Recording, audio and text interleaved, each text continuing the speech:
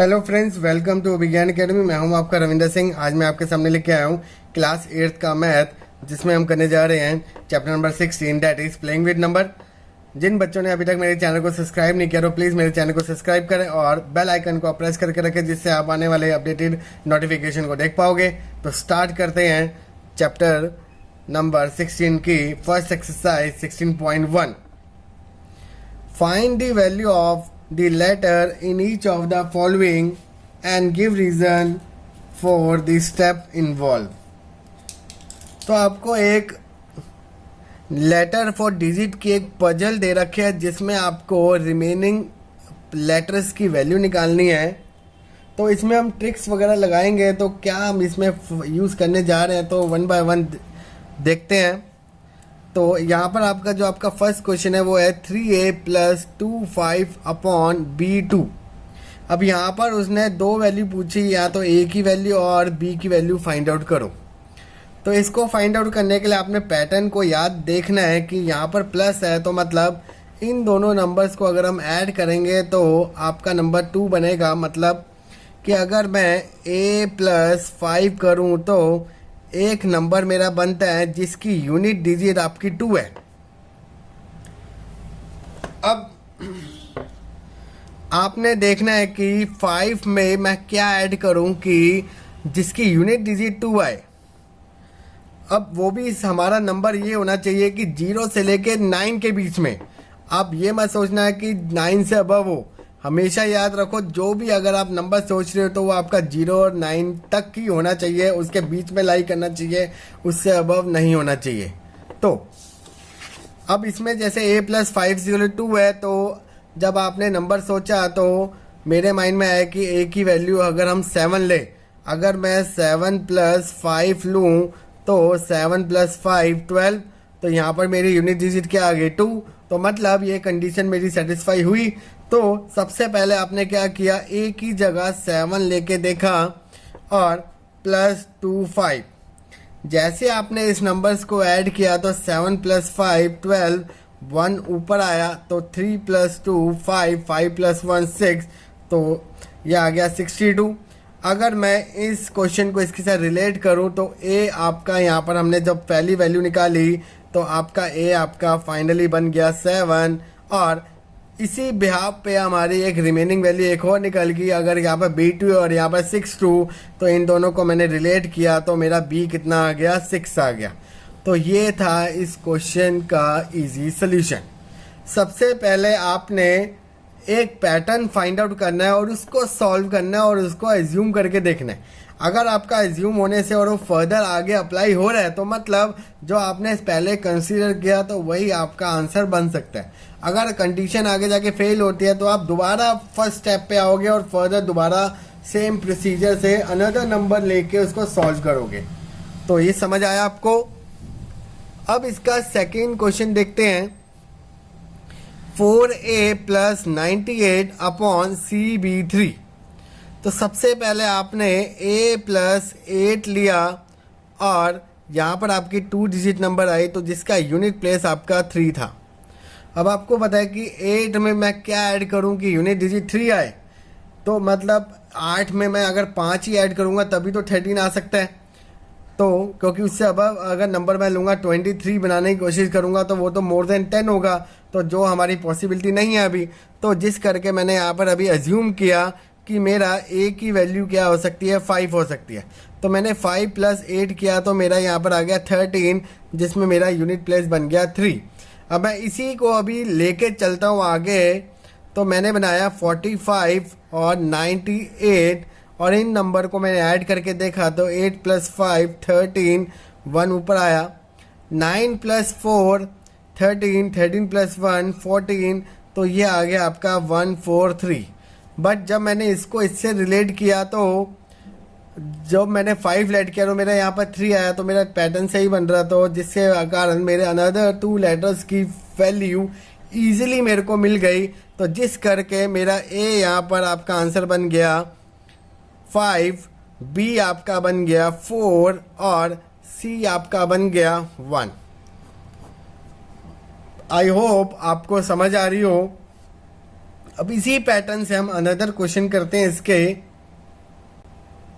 Next question देखो, 1a multiply by a divide upon 9a। अब यहाँ पर दे रखा है कि एक a ऐसा नंबर है जिसको हमने मल्टीप्लाई किया विद सेम नंबर a से, तो आपका a ही बन गया। तो जब आपने देखा कि यहाँ पर मैं a को अगर a से मल्टीप्लाई कर रहा हूँ तो मेरा a बन रहा है। अब ऐसे आपको नंबर्स पहले तो आपको देखना है कि ये कौन कौन से हो सकते हैं।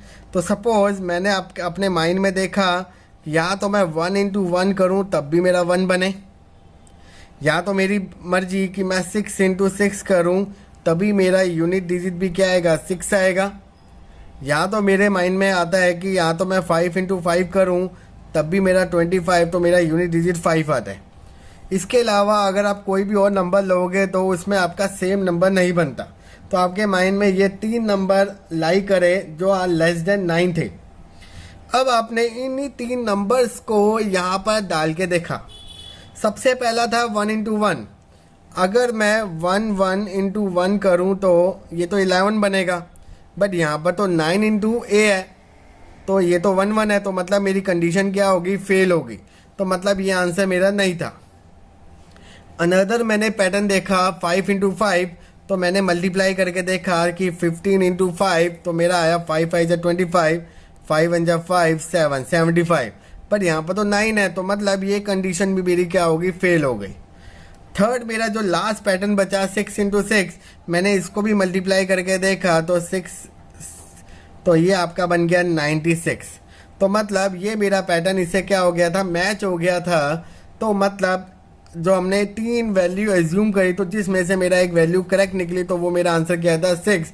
तो इसी पैटर्न से मेरी जो वैल्यू आई आंसर, तो वो मेरा क्या था, 6 था। अगर आप याद करके जाओगे तो कितने क्वेश्चन की वैल्यू याद कर लोगे, 100 10 200। अभी अगर मान लो उन 200 नंबर्स में से भी कोई नंबर नहीं आया और अनदर नंबर आ गया, तो वहाँ तो आप फंस सकते हो। तो इस करके कभी भी ऐसे क्वेश्चनों को याद मत करो, बेसिक कंसेप्ट करो। बेशक 1 मिनट आधा मिनट आपका एक्स्ट्रा लगेगा, बट आपका पैटर्न आपके अकॉर्डिंग ठीक बनेगा और आपका माइंड भी और तेज चलेगा। तो कभी भी ऐसे पैटर्न्स को याद मत करो, समझो इसे कि यही वैल्यू क्यों ली। अगर मैं डायरेक्ट ही यहाँ पर 6 इंटू 6 ले देता तो आप सोचते कि सर ने तो पहले से ही याद कर रखा है तो इस करके वहाँ पर 6 ही आएगा। पर नहीं, अगर आप कोई नॉर्मल बच्चा देखे और वो देखे कि 1 इंटू ए, तो उसके माइंड में 3 पॉसिबिलिटी ऑलवेज आएगी, या तो 1 इंटू 1, 6 इंटू 6, या तो 5 इंटू 5। तो इसलिए रिमेंबर कि कभी भी इन पैटर्नों को याद मत करो, इनको सीखो बनाना। एक टाइम के बाद आपकी स्पीड अपने आप ही बन जाएगी। स्टार्टिंग में कभी भी किसी टॉपिक पे स्पीड नहीं होती। हम भी जब हम फर्स्ट टाइम किए थे तो हमारी स्पीड नहीं थी। धीरे धीरे प्रैक्टिस मेक मैन परफेक्ट, जो हम एक स्लोगन बोलते हैं, तो वैसे ही आप भी उसे फॉलो करो। 4 देखते हैं, ए बी को अगर मैंने 37 के साथ ऐड किया तो 6a आया। अब यहाँ पर या तो b प्लस 7 मैंने ऐड किया तो मेरा एक नंबर बना होगा, 2 नंबर, जिसमें मेरा एक नंबर तो a है और दूसरा कैरी मुझे नहीं पता कि वो कितना होगा। समझ आया? और a प्लस 3 को मैंने ऐड किया तो वो मेरा बन गया 6, क्योंकि यहाँ पर तो सिंगल डिजिट तो इस करके यहाँ पर 6 ही बनेगा। यहाँ पर पॉसिबिलिटी 2 की इस करके होती है क्योंकि हम कभी भी नंबर्स को ऐड करते हैं तो कभी कभी यहाँ पर यूनिट डिजिट लिखते हैं तो उसको हम आगे फॉरवर्ड करते हैं। अब सबसे पहले यहाँ देखते हैं, अगर a प्लस 3 6 है तो यहाँ पर a की वैल्यू क्या आई, 3 आई। बट पूरी की पूरी 3 तो होगी नहीं, क्योंकि अगर मैं इसको और इसको यहाँ पर देखूँ तो यहाँ पर डैश a है और यहाँ पर 3, तो मे भी यहाँ पर जो मेरा नंबर हो सकता है वो बन सकता है 2 प्लस 1। मतलब एक्चुअल में मेरी वैल्यू 2 होगी और ये 1 मेरा आया होगा फर्स्ट डिजिट के थ्रू। तो सपोज मैंने यहाँ पर देखा कि a मेरा 2 है और 1 मेरा कैरी बन के आया, तो उस कैरी को मैंने यहाँ पर यूज़ किया। मतलब b प्लस 7 अब किसके बराबर हो गया, 12 के। अगर b प्लस 7 12 बन गया तो अकॉर्डिंग टू रूल b कितना आ गया, 5। तो इस कंसिडर जो हमने किया था उसके ब्याह पे मेरी बी की वैल्यू आई 5। तो अब इन दोनों को यहाँ यूज़ करके देखते हैं दोबारा फॉर वेरिफिकेशन कि ए आपका है 2 और बी आपका है 5, प्लस कर रहा हूँ मैं 37। तो मेरा नंबर क्या बन रहा है 7 + 5 12, 3 + 2 5 6।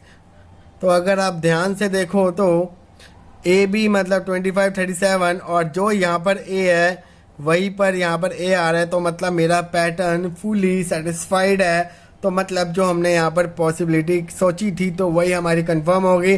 तो यहाँ से आपका ये पैटर्न सॉल्व हो गया। समझ आया आपको? नेक्स्ट क्वेश्चन करते हैं।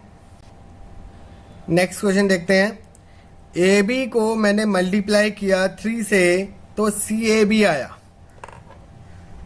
मतलब कि यहाँ पर मैं 3 से b को मल्टीप्लाई कर रहा हूँ तो मेरा नंबर b बन रहा है। शायद उसके साथ यूनिट डिजिट भी है, यूनिट डिजिट और एक 1 प्लेस हो सकता है। वो कौन सी वैल्यू है वो अभी हमें नहीं पता।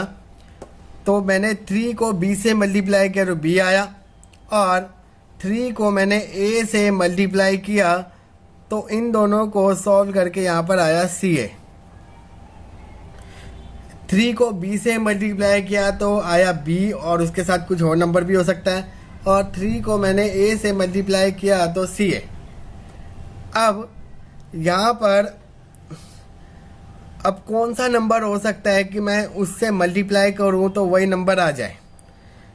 फर्स्ट पॉसिबिलिटी ये हो सकती है, इस केस को अगर मैं लेके चलूँ या तो फर्स्ट केस 1 कि अगर मैं b की वैल्यू 0 लूँ तो 3 × 0 किसके बराबर आता है 0 के। जो नंबर से आप मल्टीप्लाई कर रहे हो वही नंबर आपका बन रहा है। केस सेकंड कि अगर आप 3 × 5 करते हो तो आपका नंबर बनता है 15। जिस नंबर से आपने मल्टीप्लाई किया यूनिट प्लेस भी आपका वही बना। तो ये दो पैटर्न आपके हो सकते हैं। तो आपने 1 बाय 1 लेके उसको सॉल्व करना है। तो मैंने फर्स्ट केस लिया b 0। अगर मैं 0 लेता हूँ तो यहाँ पर आपका बना a × 0 × 3 = यहाँ पर आया 0। अब यहाँ पर है सी ए। अभी तो आपने फर्स्ट पैटर्न ही फाइंड आउट किया 3 × 0 0। अब मैंने 3 को a से मल्टीप्लाई करना है और यहाँ पर पैटर्न बनाना है सी ए। मतलब अगर मैं a की वैल्यू फॉर एग्जांपल जैसे यहाँ 0 ली तो यहाँ 0 लेता हूँ तो 3 × 0 0 आएगा। बट जब मैं 3 × 0 लेता हूँ तो नंबर तो एक ही बनेगा, पर यहाँ पर तो 2 डिजिट है। तो मतलब यहाँ पर ये केस मेरा वैलिड नहीं हुआ, क्योंकि आपको मैंने एक इंट्रोडक्शन में एक बात कही थी कि फर्स्ट डिजिट आपकी 0 नहीं होगी। सपोज आप यहाँ पर सी को भी 0 मान लेते हो तो 0 आपका फर्स्ट डिजिट नहीं हो सकती, ये आपका रूल है। तो इस करके ये केस आपका नहीं बना। सेकंड केस आपका 5 बन सकता है। तो 3 5 जा 15। तो यहाँ पर आपने 3 × 5 किया तो यहाँ पर आपका क्या बन गया 15। तो ये पैटर्न मेरा यहाँ पर सेटिस्फाई हो रहा है। तो मतलब फाइनल आंसर हमने जो सोचा वो ये हो सकता है कि 5 0 × 3 3 × 0 0 3 5 जा 15। तो सी ए बी, तो मतलब सी मेरा बन गया 1, ए आपका बन गया 5 और बी आपका बन गया 0। तो ये था आपका फाइनल आंसर। समझ आया आपको कि सारे आपने पैटर्न यूज करके देखने। नेक्स्ट क्वेश्चन देखते हैं। Question number 6।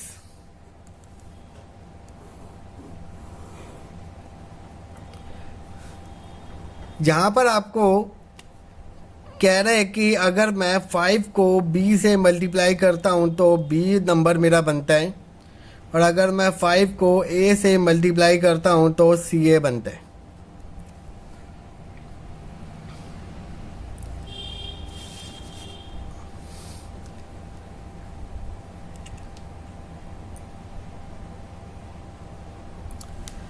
अब यहाँ पर देखते हैं कि हम क्या पॉसिबिलिटी ले सकते हैं। अब जैसे यहाँ पर 5 इंटू बी कर रहे हैं तो बी बन रहा है। अब बी की वैल्यू अब क्या ले सकते हो, केस 1 की 0। अगर मैं 5 इंटू 0 लूँ तो मेरा 0 बन सकता है, और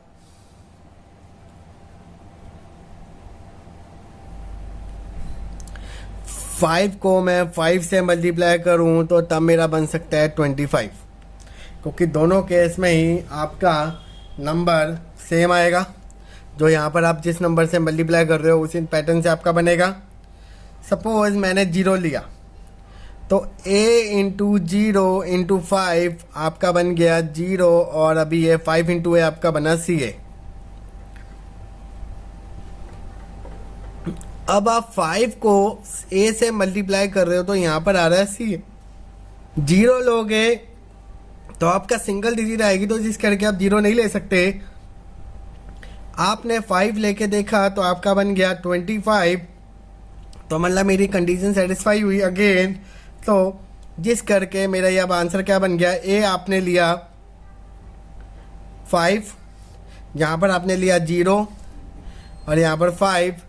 तो अगर हम फाइनल आंसर हम अपना निकालें तो वो आपका बन जाएगा 250। और इसको अगर हम CAB से रिलेट करें तो C आपका बन गया 2, A आपका बन गया 5 और B आपका बन गया 0। तो ये था आपका इस क्वेश्चन का इजी सॉल्यूशन। नेक्स्ट क्वेश्चन करते हैं। Most important question, that is 7 part. AB को अगर मैं 6 से मल्टीप्लाई करता हूँ तो ट्रिपल B बनता है। तो मतलब 1 बाय 1 अगर मैं 6 को B से मल्टीप्लाई किया तो आपका आया B। फिर आपने 6 को A से मल्टीप्लाई किया तो आपका आया डबल B। ये आपको पैटर्न प्रूव करना है। अब यहाँ पर B की वैल्यू आपको एज्यूम कर करके देखनी है। तो फर्स्ट केस आपने लिया कि B आपका 0 है, तो 6 इंटू 0 यहाँ पर आ गया 0।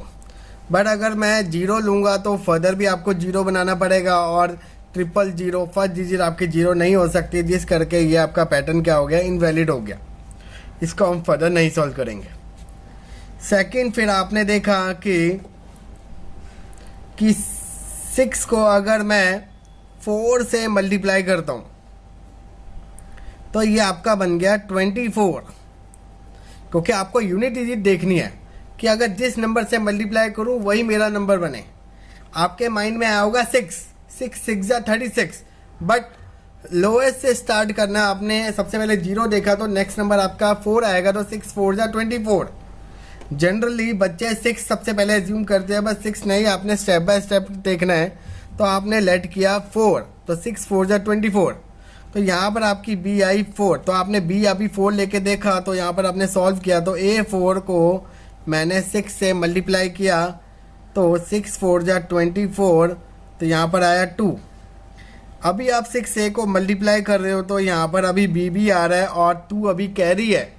इसी पैटर्न को अभी लेके चलते हैं। तो 6 इंटू A आपको बनाना है B और B, और जिसमें आपको 2 कैरी ऐड भी करने हैं, रिमेंबर। तो ये वैल्यू क्या होगी, तो इस वैल्यू को फाइंड आउट करने के लिए हमने क्या किया, पैटर्न देखा कि यहाँ पर नंबर क्या है 4। अब 6 1 जा 6 6 2 12, तो मतलब ऐसा तो होगा नहीं, तो मतलब लास्ट नंबर आपका 4 आ रहा है, तो मतलब ये अबव 40 नंबर है और बिलो 50 नंबर है। ये चीज़ तो आपने with the help of this find out कर ली कि जो आपका 6 इंटू A है वो आपका नंबर 40 से अबव है और 50 से बिलो है। तो ये आपने फिर पैटर्न देखा कि 6 को मैं किस नंबर से मल्टीप्लाई करूं कि उसका टेबल की वैल्यू 40 और 50 के नियरेस्ट आती है। तो आपके 2 नंबर आते हैं, 6 7 जा 42 और 6 8 जा 48। तो सबसे पहला आपने नंबर देखा 7, तो अगर मैं 6 इंटू 7 करता हूं तो 6 7 जा 42, 2 आपका कैरी भी था तो 2 42 प्लस 2, तो आपका क्या बन गया 44। जिससे मेरी कंडीशन क्या होगी, सेटिस्फाई। तो इट मीन्स कि जो हमने नंबर लिया तो वो हमारा नंबर हो सकता था कि 4 और बी की वैल्यू हमने देखी 7। अगर मैं इसको 6 से मल्टीप्लाई करता हूँ तो मेरा आंसर क्या आएगा, 6 4 जा 24, 6 7 जा 42 और 44, तो 444। तो डैट मीन्स कि मेरी जो बी की वैल्यू है वो आपका बन गया 4 और ए की वैल्यू बन गई 7। तो ये था आपका इस क्वेश्चन का सल्यूशन। और ये क्वेश्चन आपका मोस्ट इम्पॉर्टेंट है क्योंकि ये क्वेश्चन आपका अक्सर पेपर में देखा जाता है और बच्चे कंफ्यूज हो जाते हैं इस क्वेश्चन को। अब नेक्स्ट पार्ट करते हैं, part number 8। A1 plus 1B is equal to B0। मतलब 1 में अगर मैं B को ऐड करूं तो आपके 2 नंबर बनेंगे, 0 और एक आगे का अभी पता नहीं। और A में अगर 1 ऐड करूं तो यहाँ पर B बनता है। मतलब जो नंबर यहाँ पर लूँगा वही नंबर यहाँ भी लेना पड़ेगा।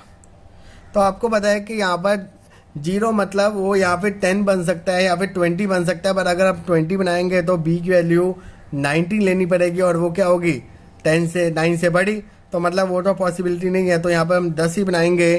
तो यहाँ पर हम B की वैल्यू अभी एज्यूम कर रहे हैं 9। अगर आप 1 प्लस 9 लोगे तो यहाँ बन गया 10, जिसमें आपका 0 और 1 आपका फर्दर। तो हम अभी नंबर लेके चलते हैं कि A1 प्लस 1 9, 9 प्लस 1 10, तो एक 1 ऊपर आया। अब यहाँ पर आपको 9 लिया तो यहाँ पर भी आपको 9 बनाना है अकॉर्डिंग टू कंडीशन। तो 1 प्लस 2, 1 प्लस 1 2, 2 में मैं कितना ऐड करूँ कि 9 बन जाए, कि 2 में मैं ए की वैल्यू क्या लूँ कि मेरा 9 बन जाए। तो ऑटोमेटिकली ए की वैल्यू क्या बन गई, 7। तो यहाँ से आपका ये पैटर्न सॉल्व हो गया। तो अब फाइनल आंसर यहाँ पर लिखते हैं कि 7 1 प्लस 19 अगर आप ऐड करोगे तो आंसर क्या बन जाएगा, 90। तो इट मीन्स कि ए की वैल्यू 7 और बी की वैल्यू आपकी क्या बन गई, 9। तो ये था आपका इस क्वेश्चन का इजी सॉल्यूशन। नेक्स्ट पार्ट करते हैं, part number 9। 2AB plus AB1 is equal to B1 8 बनाता है। मतलब B में अगर मैं 1 ऐड करूं तो 8 बना रहा है, A प्लस B करूं तो 1 बना रहा है, और 2 प्लस A कर रहा हूं तो B बना रहा है। बराबर तीनों में अगर सबसे इजी पैटर्न देखा जाए तो ये बन रहा है कि मतलब B plus 1 is equal to 8। तो यहाँ से आपके डायरेक्ट वैल्यू पता चल गई कि B की वैल्यू क्या होगी, 7। जब आपने इसकी वैल्यू फाइंड आउट कर ली तो इसको पहले अप्लाई कर दो। तो 2A7 A7 1 8 1 7 आपने वैल्यू पुटअप करी। अब इसको सॉल्व करते हैं। 7 प्लस 1 8, 7 में कितना ऐड करूं कि 1 वाली टर्म आए। तो A प्लस 7 में मैं कितना ऐड करूं कि यूनिट डिजिट 1 आए। तो 1 आपकी तभी आएगी जब ये 10 से बड़ा होगा। तो 7 में मैं कितना ऐड करूं कि 1 वाली टर्म आए, तो दैट मीन्स 4। तो A की वैल्यू 4 बनी, तभी यहाँ पर क्या नंबर आया, 11। तो मतलब यहाँ से आपकी वैल्यू निकल गई 4। तो इसको हम फर्दर हम पूरा प्रॉपर सेटिस्फाई करते हैं। तो 2 4 7 4 7 1 7 1 8। देखते हैं, 7 प्लस 1 8, 7 प्लस 4 11, 1 ऊपर आया, 4 प्लस 2 6, 6 प्लस 1 7। तो इट मीन्स जो मेरा पैटर्न बना वो एकदम ठीक बना। समझ आया आपको? अब इस क्वेश्चन का लास्ट पार्ट देखते हैं। 12A plus 6AB is equal to A09। That means कि अगर मैं A में B ऐड करूं तो वो बना रहे हैं 9, 2 में A ऐड करूं तो वो बना रहा है 0 और आगे कुछ नंबर में भी हो सकता है, और 1 प्लस 6 वो बना रहा है A।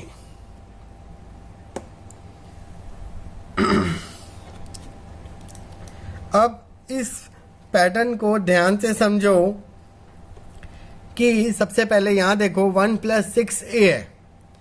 मतलब 6 + 1 7 में भी पीछे से 1 आए तो कितना आया 7 8। अब 8 ए हो सकता है, सपोज कि मैंने एज्यूम किया कि पीछे से एक 1 आया और 1 + 1 2 2 + 6 8, तो मैंने अभी सिर्फ एज्यूम किया कि लेट कर दिया कि ए आपका 8 बन गया। आया कैसे 8 कि पीछे से कैरी आई 1, 6 + 1 7, 7 + 1 8। अब इसी 8 को यहाँ पर देखते हैं कि 8 + b = 9। अगर 8 + b = 9 है तो b आपका क्या बन गया 1। अभी आपने एज्यूम किया है तो इसको हम फर्दर अभी देखते हैं कि प्रॉपर ठीक हुआ नहीं हुआ। तो हम यहाँ पर लिखते हैं कि 1 2 8 6 8 1 8 + 1 9 8 + 2 10 6 + 1 7 8। तो इट मीन्स कि मेरा पैटर्न फॉलो कर रहा है। तो जो हमने एज्यूम किया था तो वही मेरी फाइनल आंसर। तो इट मीन्स कि 8 मेरा बन गया 8 और b मेरा बन गया 1। तो ये था आपका इस एक्सरसाइज का इजी सोल्यूशन। आई होप आपको सारे क्वेश्चन समझ आ गए हों। अगर आपको अभी भी कोई क्वेश्चन में डाउट है तो प्लीज़ मुझे कमेंट करें और पार्ट नंबर ज़रूर मेंशन करें, जिससे मैं आपकी प्रॉब्लम को जल्द से जल्द रिजॉल्व करूंगा। तो मेरे साथ बने रहने के लिए मेरे चैनल को सब्सक्राइब करें, और अगर आपको ये वीडियो मेरी जेन्युइन अच्छी लगे तो इस वीडियो को लाइक करें और ज़्यादा से ज़्यादा शेयर करें और मेरे साथ बने रहें और मेरी वीडियो को देखते रहें। Thank you.